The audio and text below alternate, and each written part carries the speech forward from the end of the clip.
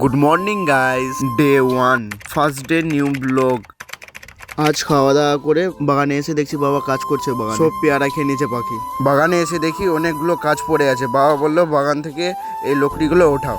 কাজ করে কিছুক্ষণ পর বাবা আর আমি বসে গেলাম বাটুল বানাতে। বাটুল বানাতে বানাতে আলুর জমি আছে, আলুর জমিতে যেয়ে স্প্রে করে দেয়। তখন আমি কাজ বন্ধ করে চলে আসলাম স্প্রে করতে। গোটায় জমিতে স্প্রে করতে লাগলাম। আবার দেখছি জল শেষ হয়ে গেছে, জল আবার ভরতে আসলাম। যা যা ওষুধ লাগে বাবা ভরে দিল। আবার এসে আবার স্প্রে করতে লেগে গেলাম। যতটা দূর করেছিলাম তার থেকে আবার স্টার্ট করে দিয়েছি।